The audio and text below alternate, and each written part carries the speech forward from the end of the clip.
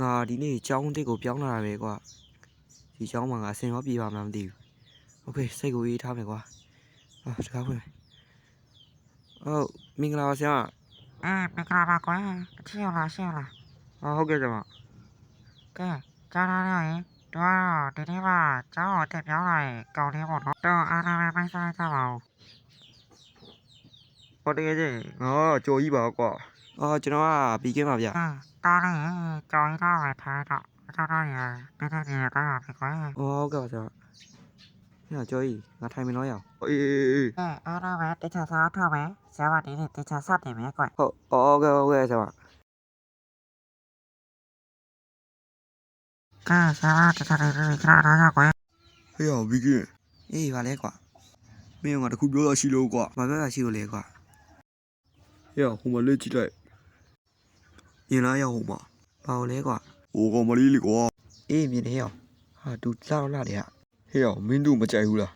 ဟဲကြိုက်တော့ကြိုက်တယ်ကွာသူကတော်တော်ကြီးချောတယ်အေးငါမင်းတို့သူနဲ့အောင်တယ်ပြီးမယ်ကွာမင်းကငါ့ကိုခိန်းတကိန်းဆော့ပေးရမယ်ဘာရင်းလဲကွာတူရမယ်ဆိုတော့ဆော့မယ်ကွာဘာဖြစ်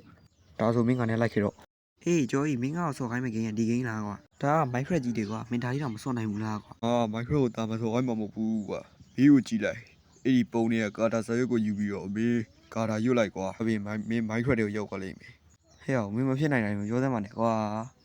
လုံးကြည့်စမ်းမကွာမင်းကလေအေးကွာဒါဆိုရင်ငါလှုပ်လိုက်တော့မယ်